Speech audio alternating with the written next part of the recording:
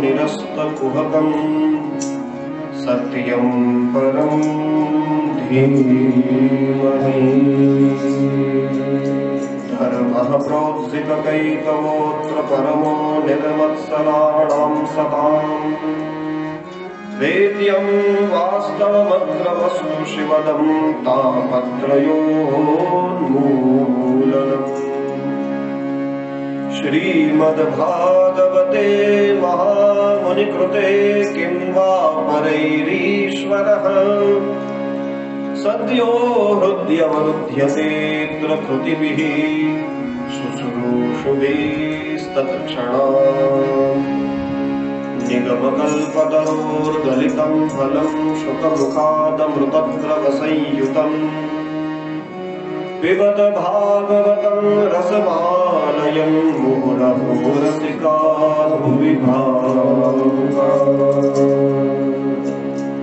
बोलिए श्री सुखदेव जी महाराज की जय।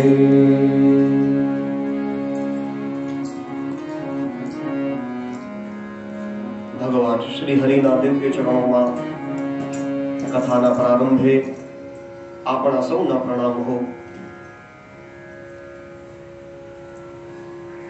આપણા સૌના ઈષ્ટદેવને આપણે સૌ યાદ કરીએ અને પ્રસંગ વિશેષ ઉપર ઉપસ્થિત આવાહિત સ્થાપિત દેવી દેવતાઓને ચરણોમાં પણ પ્રણામ, સ્થાન દેવતાઓને પ્રણામ કરી આપ સૌ વિરાજમાન ભગવાન શ્રી હરિના વાલા વૈષ્ણવોને સૌને કથાના પ્રારંભે સાદર સપ્રેમ જય શ્રી કૃષ્ણ, હરિ ઓમ, જય શ્રી રામ।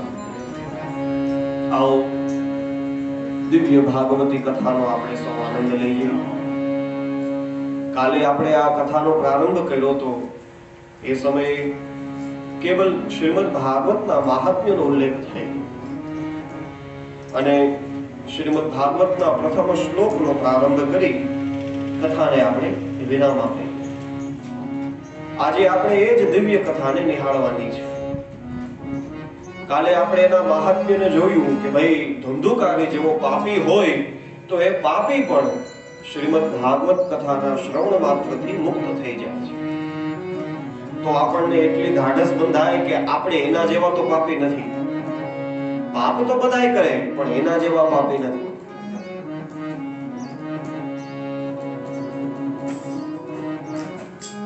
એટલે આપણે આપણા પ્રેમની સાથે આપણે આપણા ભક્તિ ભાવની સાથે ભગવાન શ્રી હરિના ચરણોમાં વિશ્વાસ રાખી ભાગવત શાસ્ત્રની ઉપર વિશ્વાસ રાખી બેસી જાઓ। નીચે જઈએ, વિશ્વાસ રાખી અને પછી દિવ્ય ભાગવતી યાત્રાને શરૂઆતમાં ન હોય ચાલુ નહીં પછી દિવ્ય કથાનો આપણે સૌ આનંદ લઈએ, લાભ લઈએ।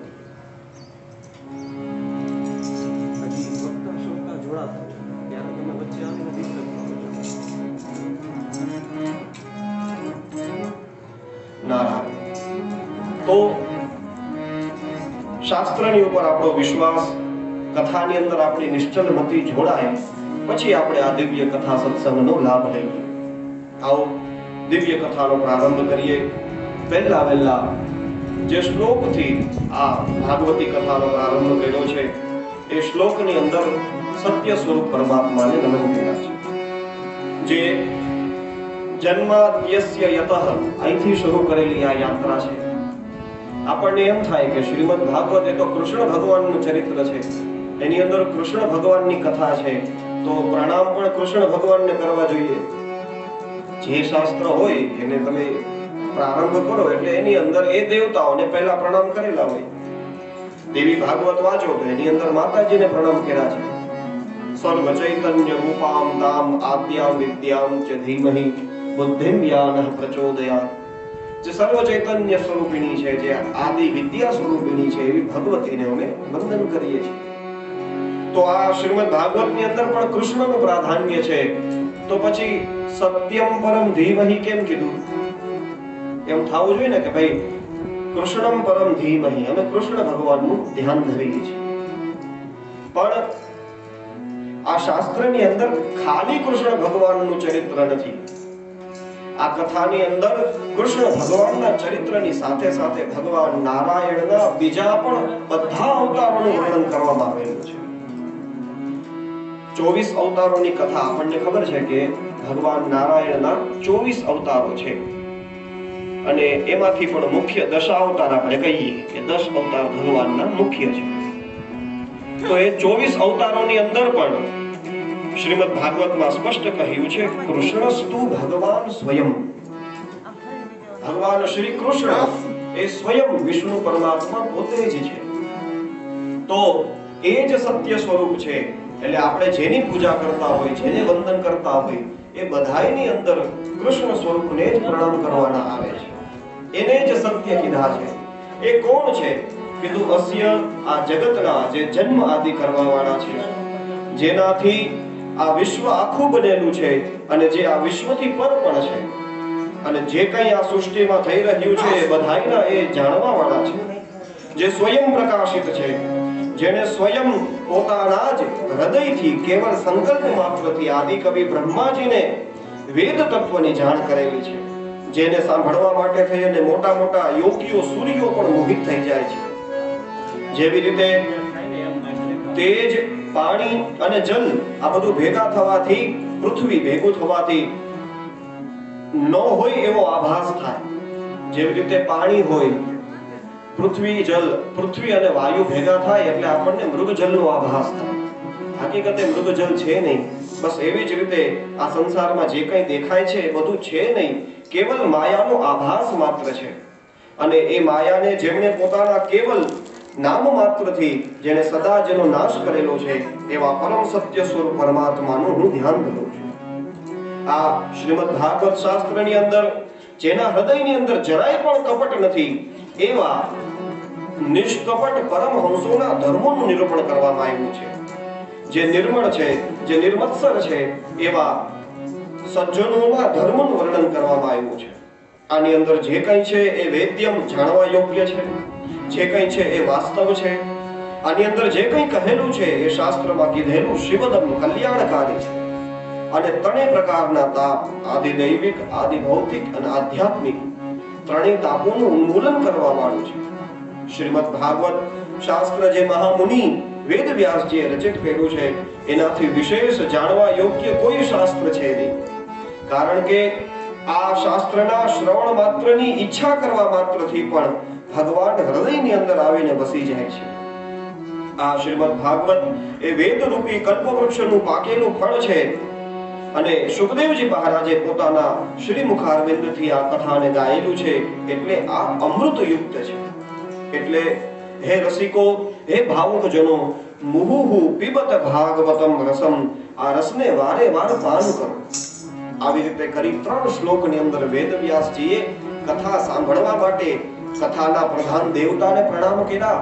કથાની અંદર શું આપેલું છે એનું નિરૂપણ કરી અને વેદ રૂપી કલ્પવૃક્ષમાંથી પાકેલું આ શ્રીમદ ભાગવત ફળનું રસનું આસ્વાદન કરવા માટે થઈ આપણને બધાને આમંત્રિત કર્યા છે.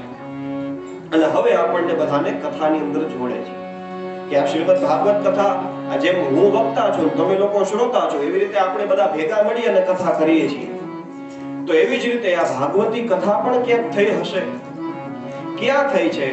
તો એના માટે થઈ કથા પ્રસંગને જોડવા માટે વેદવ્યાસજી કહે છે નૈમિષે નિમિષ ક્ષેત્રે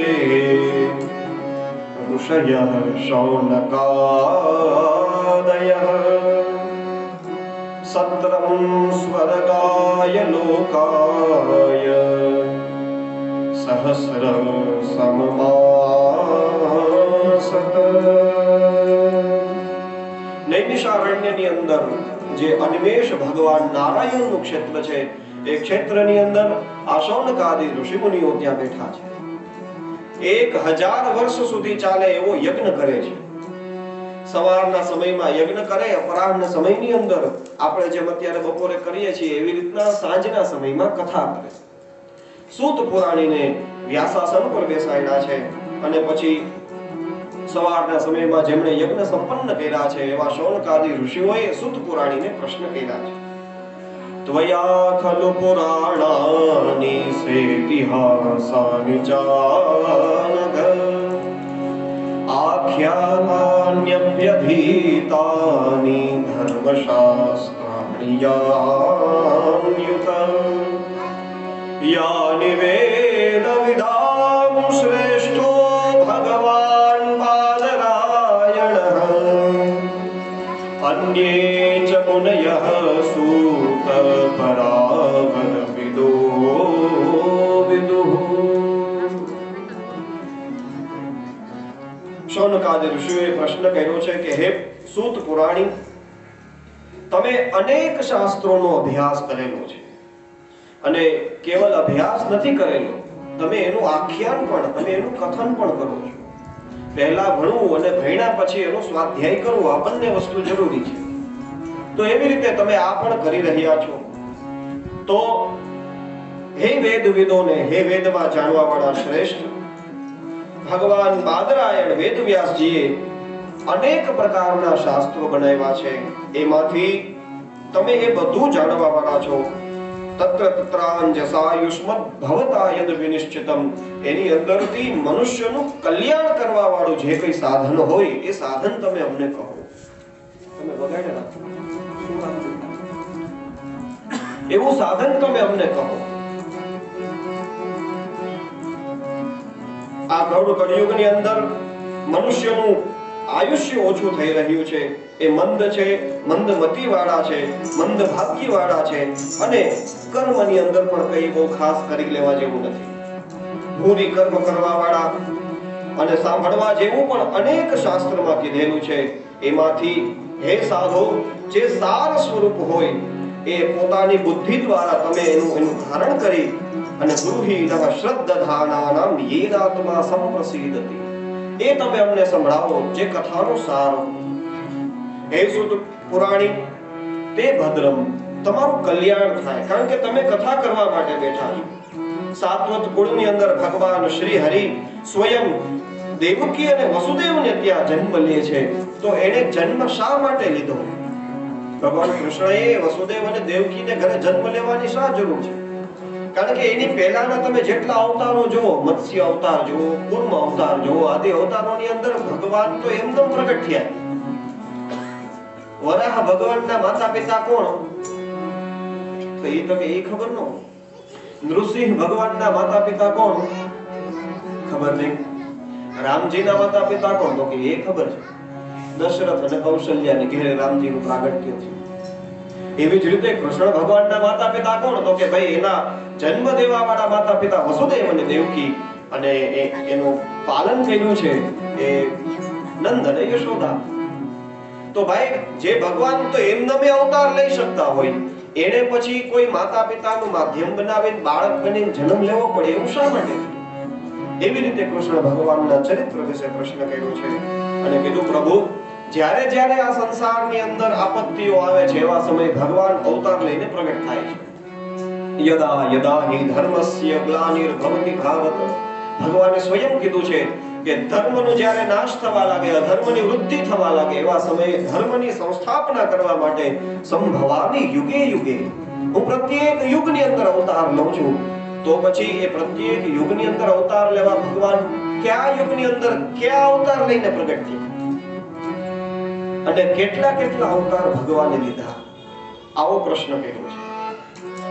અને એના ઉત્તરની અંદર કીધું, પ્રભુ, ભગવાન જ્યાં સુધી હોય ત્યાં સુધી તો ભગવાન જે કરે, જે કહે એ ધર્મ કહેવાય.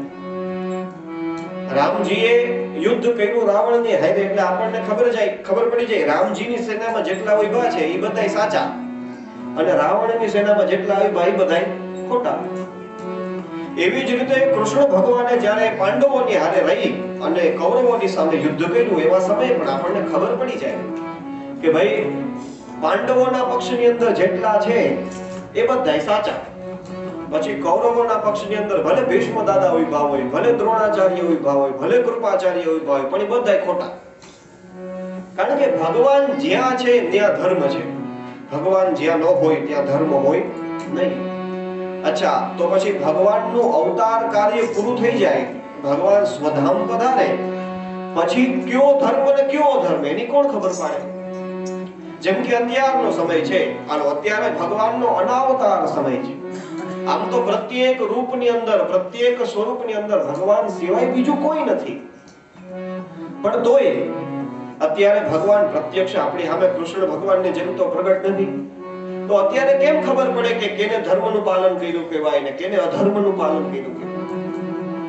એટલે ભગવાન જ્યારે સ્વધામની અંદર પધારે છે, સ્વામ કાષ્ઠામ મધુનોપેતે ધર્મઃ કમ શરણં ગતઃ, ધર્મ કોના શરણે જાય છે એ તમે મને કહો. આવી રીતના પ્રશ્નો કર્યા છે. આની અંદર 6 પ્રશ્ન છે.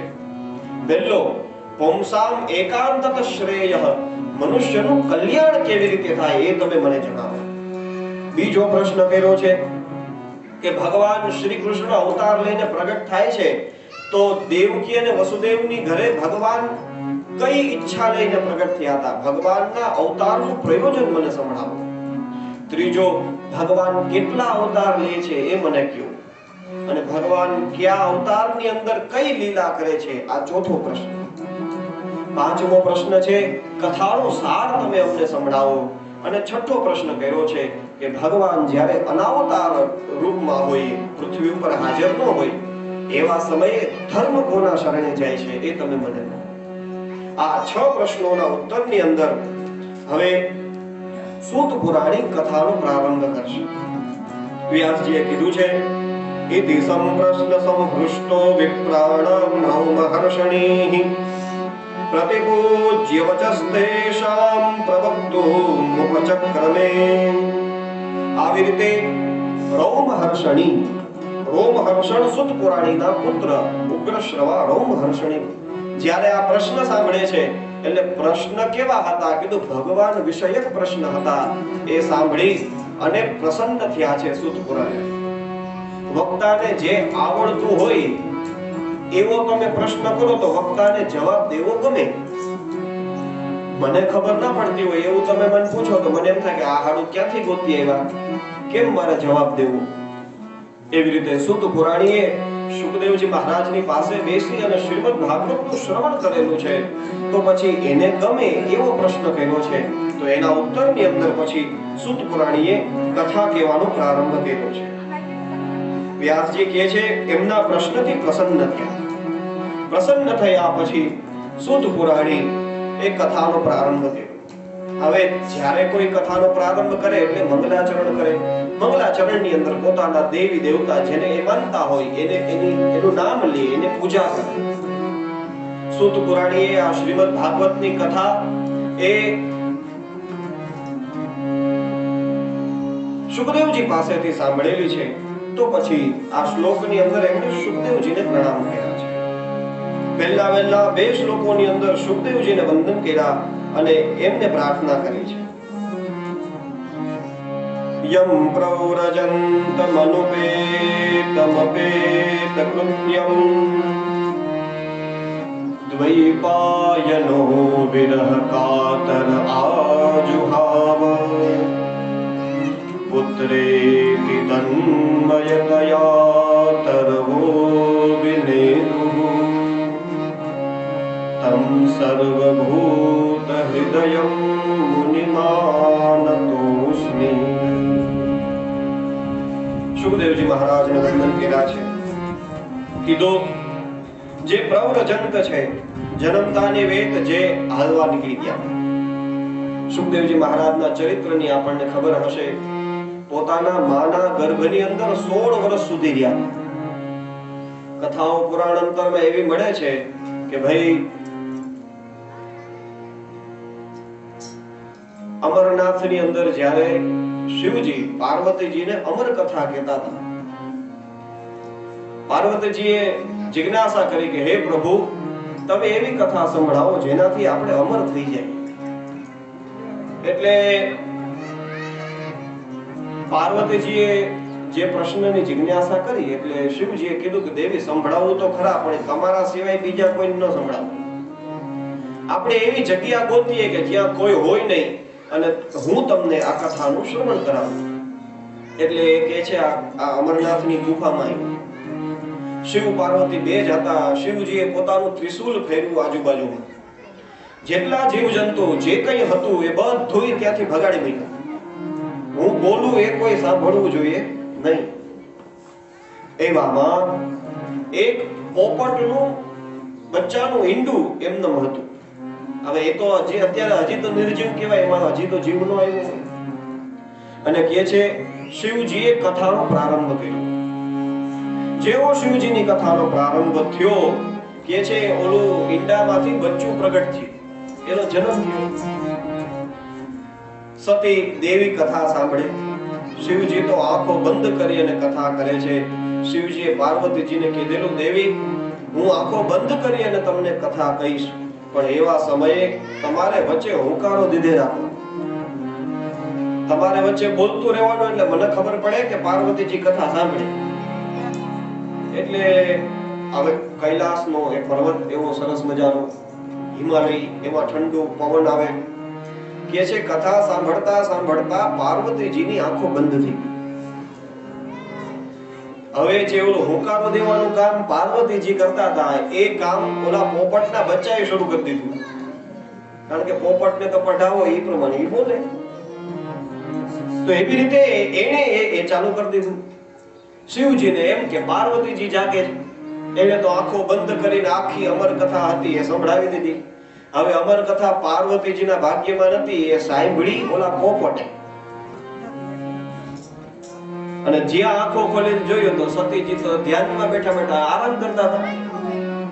ઉઠાડ્યા, દેવી જાગો, આ તમે તો આંખો બંધ કરીને સૂતા, તો હુંકારો મને કોણ આપે? ક્રોધમાં આવીને શિવજીએ ત્રિશૂલ હાથમાં લીધું. એવામાં તો પોપટનું બચ્ચું ડરી ગયું કે હવે મરવાનું પાકું. અને એ ઉડે પાછળ શિવજી ત્રિશૂલ લઈને ભાગ્યા. ક્યાં જાવું ખબર ના પડી. કે છે વેદવ્યાસની અરણી નામની પત્ની હતી, એના મુખમાંથી સીધું એના ઉદરમાં વયા ગયા, બચી ગયા. હવે જ્યાં મારવા માટે શિવજી આવે છે, વેદવ્યાસજીએ કીધું આ સગર્ભા સ્ત્રી કહેવાય, અત્યારે એને મરાય નહીં. શિવજી કે તો શું કરવાનું? કીધું એના પેટે જે બાળકનો જન્મ થશે તમને આપી દેશું. હવે શિવજી કૈલાસમાં વયા ગયા. અને આ અરણીના ગર્ભની અંદર સુખદેવજી મહારાજ દિવસે દિવસે મોટા થવા લાગ્યા. 16 વર્ષ સુધી માના ગર્ભમાં થયા. હવે એ ગર્ભની અસહ્ય પીડા થવા લાગી. અરણીજીએ પ્રાર્થના કરી વેદવ્યાસજીને કે પ્રભુ આ મારા ગર્ભમાંથી બાળક બહાર આવે એની કોઈ કૃપા કરો. વેદવ્યાસજીએ ધ્યાન લગાડીને જોયું તો ખબર પડી કે બાળક તો શિવજીથી ડરે છે. કારણ કે અમર કથા સાંભળી લીધી, મરવાનું તો છે નહીં, પણ શિવજી કોઈ દંડ આપે તો શું કરવું? એટલે એની ડરથી એ બહાર નથી નીકળતો. વેદવ્યાસજીએ શિવજીને પ્રાર્થના કરી છે. અને પછી શિવજી, કારણ કે જેમ સમય જાય ને એમ ક્રોધ એની રીતે શાંત થઈ જાય. ક્રોધનો આ નિયમ છે. તમે ખીજમાં હો ત્યારે મૂંગા થઈ જાવ ને તો ખીજ એની રીતે ઉતરી જાય.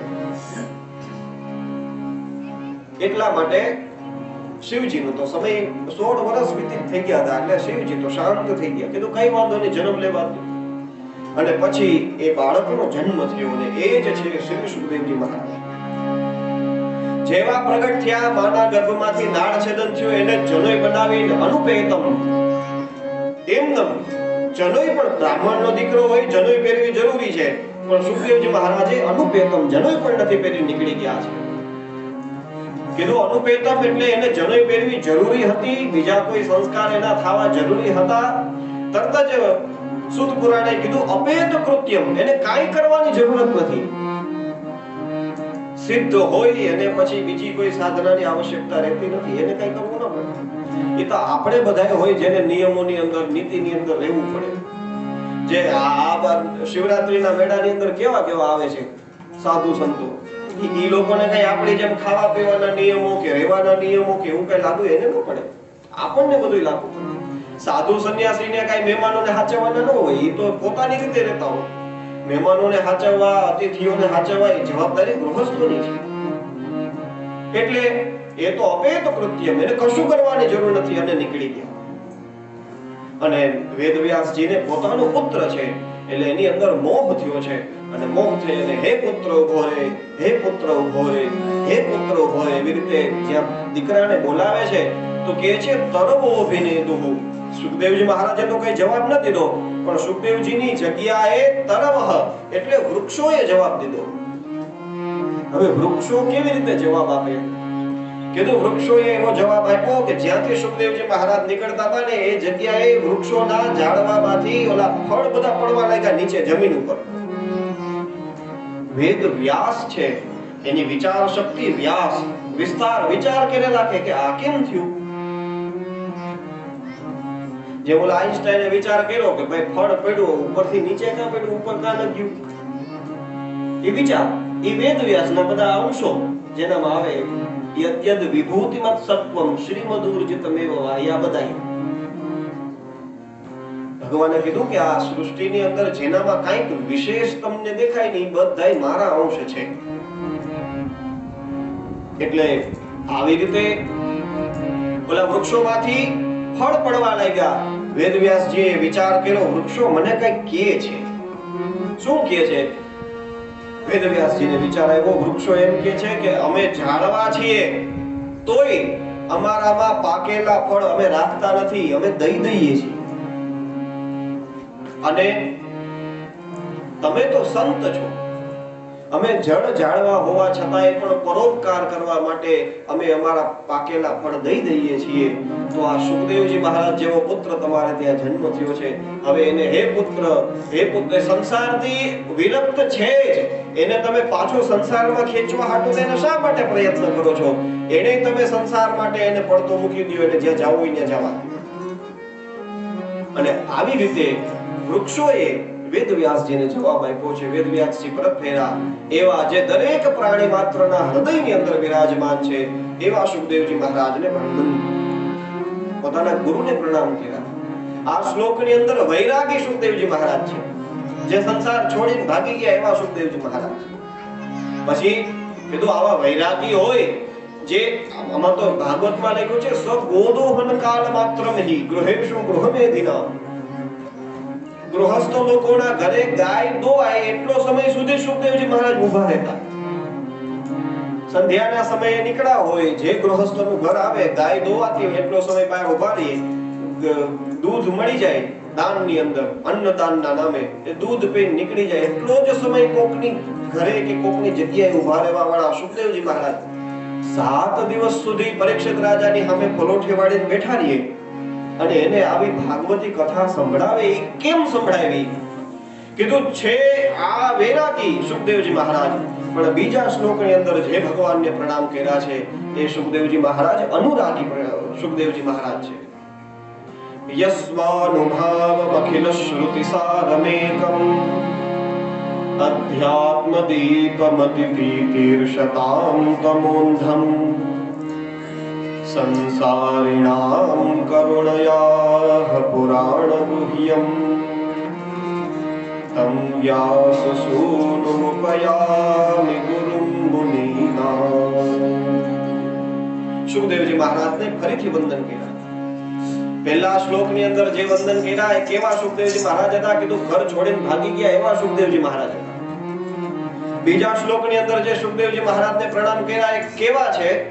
કીધું જેને કરુણયા આહ પુરાણ ગુહ્યમ, જેને કરુણા કરી અને આ દિવ્ય ભાગવતી પુરાણનું જેને કથન કર્યું છે એવા મુનિઓના પણ ગુરુ સુખદેવજી મહારાજને હું વંદન કરું. જેનો અનુભવ જ એ સાક્ષાત ભાગવતના રૂપે પ્રગટ થયો છે. અખિલ શ્રુતિઓનો સાર સ્વરૂપ અધ્યાત્મ દીપ રૂપી આ શ્રીમદ ભાગવતને જેણે પ્રગટ કર્યું છે, કરુણાથી જેને આ પુરાણ ગુહ્યનું કથન કર્યું છે એવા વ્યાસજીના સુપુત્રને જે ગુરુઓ મુનિઓના પણ ગુરુ છે એમને હું ઉપયામી, એમને હું શરણે જાઉં છું. આમ કરી સુખદેવજી મહારાજને જે શુદ્ધ પુરાણીના ગુરુ છે એમને 2 શ્લોકમાં વંદન કર્યા છે. ત્યારબાદ ત્રીજા શ્લોકની અંદર કથાનો પ્રારંભ કરીને કહે છે નારાયણમ નમસ્કૃત્ય નરમ ચૈવ નરોત્તમં દેવીમ સરસ્વતીમ વ્યાસમ તતો જયમુદીરયે. ભગવાન નરનારાયણને પ્રણામ કર્યા છે. આપણે જે સ્થાનની અંદર બેઠા હોય એ સ્થાનના દેવતાઓને પ્રણામ કરવા જોઈએ, એને યાદ કરવા જોઈએ, કારણ કે એની કૃપાથી આપણે જીવીએ છીએ. આપણે જુનાગઢમાં બેઠા તો આપણા જુનાગઢના સ્થાન દેવતાને આપણે યાદ કરવા જોઈએ. દરરોજ ન જાવ તો કઈ વાંધો નહીં, વર્ષે એકવાર દર્શન કરવા તો જવું જોઈએ. ભવનાથ જાય એટલે આપણે એના માટે જ જાય. કીધું પ્રભુ તમારી કૃપાથી એમ બધા એકાદો પાણો પડે ને ઉપરથી તો આપણા બધાયના ભૂખા બોલી જાય છે ને. એમ નદીઓને કિનારે જે મોટા મોટા શહેરો વસે છે એ લોકો એનું એટલું ધ્યાન રાખવું જોઈએ. આ બધી પૂજાઓ કરવી, આ બધું ધ્યાન રાખવું, આપણા ઋષિ મુનિઓએ સ્થાન દેવતાઓને પ્રણામ કરવા જવા, એની પાછળનું કારણ જ આપ્યું છે કે આપણી અંદર એક કૃતજ્ઞતાનો ભાવ આવે. તમે કરાવો છો એટલે અમે બધું કરીને બેઠા છીએ, આ તમે હલાવો તો બધું હમણાં બધું પૂરું થઈ જાય. દુનિયાને ફરતા કઈ વાર ન લાગે.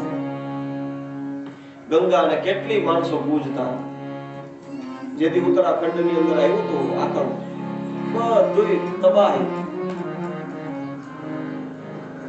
કેદારનાથની અંદર ખાલી મંદિર સિવાય કઈ નહીં, બધું કાઢી લીધું. તો એ માણસ એ શું કરે, એ પોતાનો ભાવ પ્રગટ કરે કે તારી કૃપાથી અમે જીવીએ છીએ, તારી આ સન્નિધિની અંદર અમે જીવીએ છીએ. એમ આપણે જે ભારત વર્ષ આપણે રહીએ, ભારત ખંડ છે ને, ભારત દેશ છે, પણ એને શાસ્ત્રની અંદર ભારત વર્ષ કહ્યું છે. આ ભારત વર્ષના મુખ્ય અધિપતિ દેવ છે નરનારાયણ ભગવાન, જે બદ્રીનાથની અંદર વિશાલ, એ બદ્રી વિશાલ પોતે એ જ નારાયણ. અને એ નારાયણ ભગવાન બદ્રીનાથ કેટલા જઈએ એવા બદ્રીનાથ આપણે જશું. હા, ખોટામાં કોઈ દર્શન કર્યા નહીં? કર્યા ને? હા, બદ્રીનાથ ભગવાન એ અત્યારે આ ભારત વર્ષના સ્થાન દેવતા છે. કોઈ પણ પુરાણની રચના થઈ છે એવા સમયે વેદવ્યાસજીએ નરનારાયણ ભગવાનને પહેલા પ્રણામ કર્યા છે. કેમ? કીધું એને ભારત વર્ષની અંદર રહી અને આ દિવ્ય કથાનો પ્રારંભ કર્યો છે. અને કહે છે એ બદ્રીનાથની બાજુમાં જ વ્યાસ ગુફા છે, જ્યાં રહી અને વેદવ્યાસજીએ આ ભાગવતીની યાત્રાનું એને લેખન કર્યું, આ કથન કર્યું. ત્યારે એટલે એ તો વધારે નજીક રહેતા હતા એટલે એને નરનારાયણ ભગવાનને પ્રણામ કર્યા છે. જે બદ્રી વિશાળ ભગવાનનું મંદિર છે પોતે નારાયણ સ્વરૂપ છે, અને એની જ સામે એટલા વિસ્તારમાં તમે જોશો ને તો બીજા એક બરફના પહાડ નથી, એક જ પહાડ છે, એની અંદર બરફ છે. એ બરફનો પહાડ એ નર પર્વત છે. નર અને નારાયણ ભગવાન ત્યાં ભારત વર્ષની પ્રજાનું કલ્યાણ થાય એ હેતુથી એ ત્યાં તપસ્યા કરે છે. આપણું હારું થાય એના હાટું થઈને ભગવાન ત્યાં તપસ્યા કરે. આપણા ઘરના વડીલો હોય ને, આમ માનતાઓ કરે, રવિવાર રહેતા હોય, ગુરુવાર રહેતા હોય, મંગળવાર રહેતા હોય, પછી જ્યોતિષીઓને કોમને દેખાડવા આવે ને એટલે છોકરાઓ બીમાર હોય ને કે ભાઈ આ છોકરાને મંગળવાર કરવા જરૂરી છે. એટલે માને ખબર હોય કે આ છોકરો મંગળવાર કરશે નહીં, એટલે હું પૂછે એની જગ્યાએ હું કરું તો હાલે? એટલે આપણે શું કહે, હા હાલે, સંકલ્પ એના નામનો કરીને મૂકી દેવાનો, તમે કરશો તો હાલશે. બસ એવી રીતે આપણા બધાનું સંભાવયંત, આપણા બધાનું કલ્યાણ થાય એના હાટુ થઈને બદ્રીનારાયણ ભગવાન તપસ્યા બેઠ કરવા બેઠા છે. તમે લક્ષ્મીનારાયણ ભગવાનના જેટલા મંદિર જોશો બધે લક્ષ્મી અને નારાયણ બે ભેગા જ હોય. જૂનાગઢમાં અહીંયા રાયજીબાગમાં લક્ષ્મીનારાયણ મંદિર છે, દર્શન કરવા જાઓ તો ખબર પડશે કેવી દિવ્ય મૂર્તિઓ છે. તો ત્યાં પણ લક્ષ્મી અને નારાયણ ભેગા જ હોય. અમારું પોરબંદરમાં હરિમંદિર છે એ દિવ્ય, ત્યાં પણ બે લક્ષ્મીનારાયણ ભગવાન ભેગા જ હોય, રાધા કૃષ્ણ ભેગા હોય, રામ સીતા ભેગા હોય. પણ બદ્રીનાથ મંદિર એવું છે કે જ્યાં એમણે લક્ષ્મીજીને દરવાજે બહાર ઉભા રાખી દે, તમે બરોબર ઉભા રહી, અંદર એકલા ભગવાન તપસ્યા કરવા માટે બેઠા છે.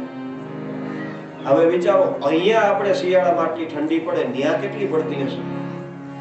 તો 12 મહિના એ ભગવાન નારાયણની મૂર્તિને ગંગા જળના જલથી અભિષેક કરવામાં આવે. હવે કેવડું ઠંડુ પાણી! તો આપણને તો કેવું ટાઈટ લાગે, એને નહીં લાગતી હોય. અને એટલું જ નહીં, ગંગા જળથી સ્નાન કરાવ્યા પછી આખા શરીરમાં ચંદનનો લેપ લેપે. ચંદન તો એનાથી ઠંડુ, તોય કેમ આવું કરે? કે છે ભગવાન તપસ્યા કરે છે ને તપસ્યાને લીધે શરીરમાં એટલી ગરમી ઉત્પન્ન થાય છે કે એના માટે થઈ એ વાતાવરણ કે ગંગાજળ કે ચંદનનો લેપ પણ એટલો ઠંડો નથી લાગતો જેટલું અંદરથી એ ગરમી રહી છે. તો નરનારાયણ ભગવાન એ આપણા આ સ્થાનના મુખ્ય દેવતા છે એટલે એમને પહેલા પ્રણામ કર્યા છે. નારાયણં નમસ્કૃત્ય નરં ચૈવ નરોત્તમં દેવીં સરસ્વતીં વ્યાસં તતો જયમુદીરયે. ત્યારબાદ માં સરસ્વતીને પ્રણામ કર્યા છે. સરસ્વતી એ વાણીની દેવી છે.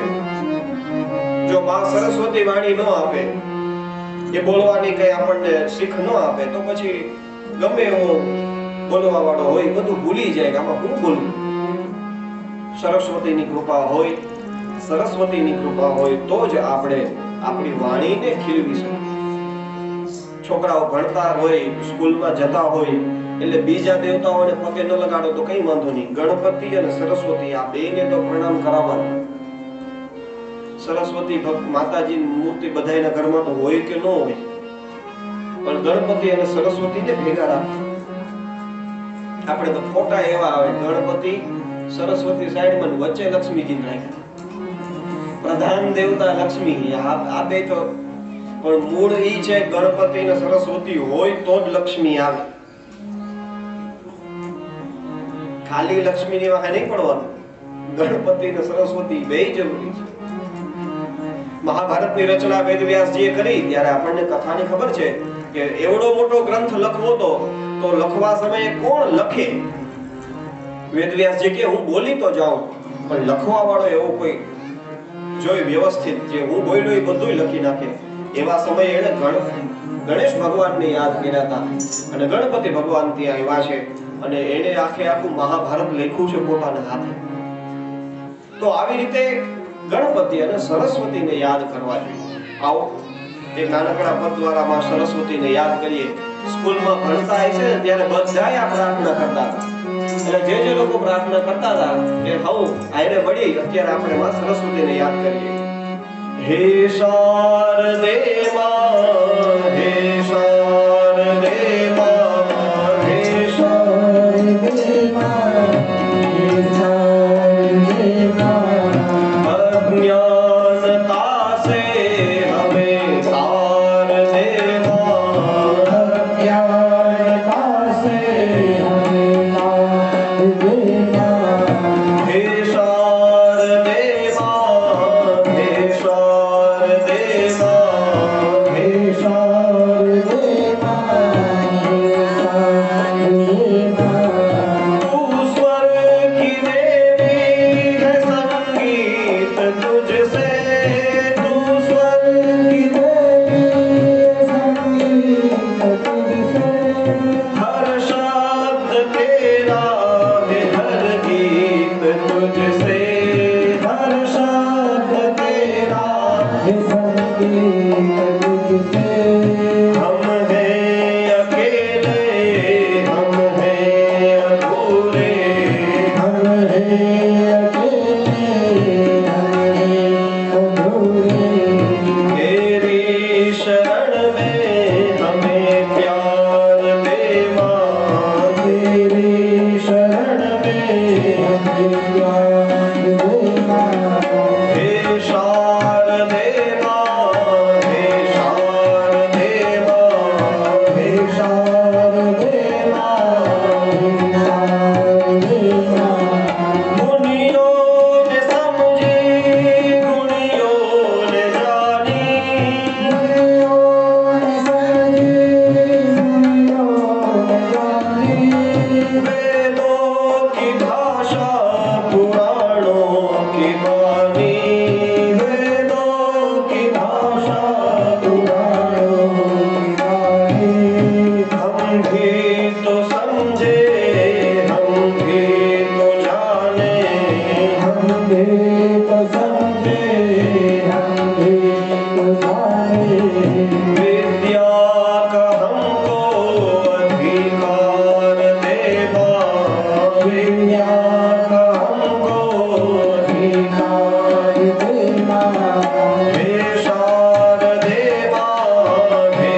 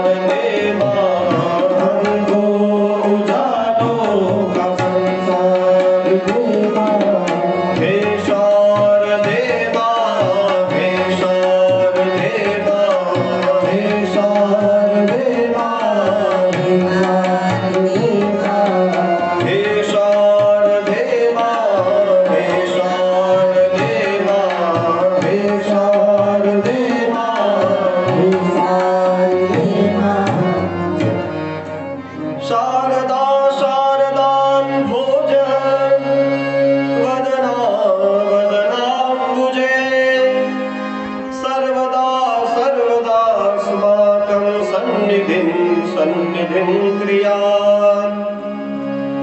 સરસ્વતી માને વંદન કર્યું. એની કૃપાથી જ વાણી એ ખીલે ખુલે અને એની કૃપાથી જ અહીંયાથી જે કંઈ કહેવાય છે એ થોડુંક સમજમાં પણ આવે. તો એવી રીતે સરસ્વતી માને વંદન કર્યા છે અને મુનિઓને કીધું છે કે હે મુનિઓ, સાધુ પૃષ્ઠોહમ, તમે જે કંઈ પ્રશ્ન કર્યા છે એ લોકમંગલ પ્રશ્ન કરેલા. હવે આ શૌનકાદી ઋષિ મુનિઓ 88,000 ઋષિ મુનિઓ છે. સો એ મુનિઓને ખબર નહીં પડતી હોય કે શ્રેય એટલે શું થાય, કલ્યાણ કેનાથી થાય એને નહીં ખબર હોય. યજ્ઞ કરે જ છે, ધર્મ કાર્ય જ કરે છે, સત કાર્ય જ કરે છે, છતાં એ લોકોને તો ખબર જ હોય ને કે કલ્યાણ કેનાથી થાય. 10,000 શિષ્યો જેને હોય ને એને આચાર્ય કહેવાય. તો હવે આ શૌનક મહારાજને 88,000 શિષ્યો હતા. તો એ કેવડા મોટા આચાર્ય હશે. હવે 88,000 શિષ્યો થયા હોય એટલે એવડા મોટા ગુરુની ઉંમર એ મોટી હોય ને, એવડી કેની ઉંમર, એમની ઉંમર કેવડી હશે? તો હું એને એ નહીં ખબર પડતી હોય કે ભગવાને અવતાર શા માટે લીધો?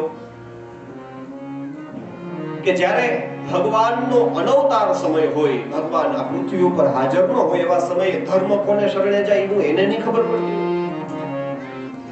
એને તો બધી ખબર છે, પણ ભવદ્ભીર લોક મંગલમ, તમે જે પ્રશ્ન કર્યો છે એ લોક કલ્યાણ માટે કરેલો પ્રશ્ન છે. એટલા માટે થઈ અને સાધુ પૃષ્ઠોહમ, તમે જે કંઈ પૂછ્યું એ સાધુ, ખરેખર એ વખાણ કરવા યોગ્ય પ્રશ્ન પૂછેલો છે. ભગવાનની કથા વિશે પ્રશ્ન જ્યારે કરવામાં આવે છે ત્યારે એમાંથી વક્તા, શ્રોતા અને જે પૃચ્છક છે એ બધા પવિત્ર થાય છે. વક્તારમ પૃચ્છકમ શ્રોત્રમ તત્પાદ સલિલમ યથા. સુખદેવજી મહારાજ સ્વયં કહે છે, કારણ કે જ્યારે દશમ સ્કંદની કથાનો પ્રારંભ થશે ને ત્યારે પરીક્ષિત રાજા પણ આવા જ પ્રશ્ન કરશે. મહારાજ, આ સુખદેવ ભગવાન શ્રી કૃષ્ણ જૈન માતા મથુરાની અંદર પછી ગોકુળમાં કેમ હોયા ગયા ભાઈ? આમ તો વસુદેવ અને દેવકી એના જન્મના મા બાપ છે, તો પછી યશોદા અને નંદને એના પિતા, માતા પિતા કેમ કહેવામાં આવે છે? દાઉજીનો આમ તો સાતમું સંતાન દાઉજી દેવકી માનું કહેવાય, અને આમેનો જન્મ રોહિણીના ગર્ભથી કેમ થયો? અને ભગવાન શ્રી કૃષ્ણએ ગોકુળની અંદર રહીને, મથુરાની અંદર રહીને અને દ્વારકાની અંદર રહીને કઈ કઈ લીલાઓ કરી, આવી રીતના પ્રશ્નો કર્યા છે. અને ભગવાન શ્રી કૃષ્ણની કેટલી પત્નીઓ થઈ છે એમ કરીને કૃષ્ણ વિષયક પ્રશ્નો કર્યા છે. તો આ ભગવાન શ્રી કૃષ્ણ વિષયક જે કંઈ પ્રશ્નો પૂછાણા છે એના ઉત્તરની અંદર સુખદેવજી મહારાજ કથાનો પ્રારંભ કરે ત્યારે સ્પષ્ટ કહે છે કે તમે જે કંઈ પ્રશ્ન કર્યા છે એનાથી વક્તારમ પૃચ્છકમ શ્રોત્રમ તત્પાદ સલિલમ યથા. જેવી રીતે ગંગાજી છે એ બધાને પવિત્ર કરે છે, એવી રીતે ભગવદ વિષયક પ્રશ્નો હોય એ વક્તાને, પ્રશ્ન પૂછવા વાળાને અને આ વક્તવ્યની વચ્ચે જે કોઈ સાંભળતા હોય બધાને પવિત્ર કરવા વાળા પ્રશ્નો છે. કથા શ્રીમદ ભાગવતના પ્રારંભમાં આપણે જ્યારે અર્થ જોતા હતા ત્યારે વેદવ્યાસજીએ તો ત્યાં સુધી લખેલું છે કે કેવલ સાંભળવાની ઈચ્છા કરવા માત્રથી પણ ભગવાન આપણા હૃદયની અંદર આવીને વસી જાય છે. જોઈજો, સાંભળવાની ઈચ્છા તો અહીંયા આવીને તો તમે કથા સાંભળો છો. હવે સાંભળવાની ઈચ્છા તમે ક્યાં કરી? કીધું આજની વાત નથી, તો માર્ચ મહિનાની કરેલી છે. બરોબર? એની પહેલા જેથી રંભા પાસે મનમાં આવ્યું હશે કથા કરવી, તે દિવસ એ ઈચ્છા થઈ ને એને ઈચ્છા કહેવાય. એ જે દિવસથી ઈચ્છા થઈ ને તે દિવસથી શ્રી કૃષ્ણ આપણા હૃદયની અંદર આવીને વસી ગયા.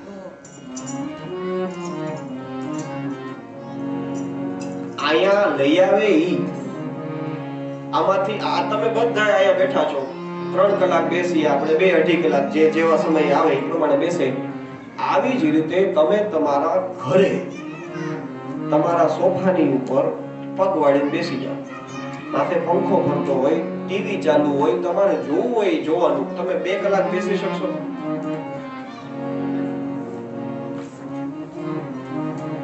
તો કેમ આયા આમ 3 થી 6 કેમ વાગી જાય ખબર નથી પડી? આવું કેમ થાય છે? કીધું અહીંયા બેસીને આપણે કથા નથી સાંભળતા, આપણી અંદર રહેલો એ પરમાત્મા સ્વયં એ કથા સાંભળવા માટે આપણને પ્રેરણા આપે છે. પૂજ્ય ડોંગરેજી મહારાજ કહે કે જ્યારે વૈષ્ણવ કથા સાંભળવા માટે બેસે ને ત્યારે ભગવાન શ્રી કૃષ્ણ એના ગાલમાં હસે. ગાલમાં હસવું એટલે હું અંદર અંદર મલકાય. આટલા સમયથી આ સંસારની અંદર દુખી થતો થતો ફરે છે, આજે અહીંયા આવ્યું. શ્રીનાથજી બાબાનું સ્વરૂપ કેવું છે આપણે બધા જોયું, દર્શન કર્યા ને, કેવું છે? ડાબો હાથ આમ ઊંચો રાખ્યો, જમણો હાથ આમ કમરે રાખ્યો અને ઊભા છે. તમે લગભગ આપણા ભગવાનને જોઈ લો, કોઈ ભગવાન બેઠા નથી, બધા ઊભા જ છે. લક્ષ્મીનારાયણ ભગવાનના મંદિરે દર્શન કરો, ભગવાન ઊભા. તિરુપતિ બાલાજીમાં દર્શન કરો, ભગવાન ઊભા. દ્વારકાધીશના દર્શન કરવા જાઓ, ઊભા. રણછોડરાયના દર્શન કરો, શામળાજીના દર્શન કરો, શ્રીનાથજી બાબાના દર્શન કરો, બધાય ભગવાન ઊભા છે. કેમ ભાઈ? એને સોનાના સિંહાસન હોય, બેહાડી દેવામાં શું વાંધો છે? પણ હકીકતે મતલબ એ છે કે આપણને જેટલું ભગવાનને મળવા જવાનું, ભગવાનના દર્શન કરવાની ઈચ્છા થતી હોય ને એનાથી વધારે ઈચ્છા ભગવાનને થતી હોય આપણને મળવાની ને આપણા દર્શન કરવાની.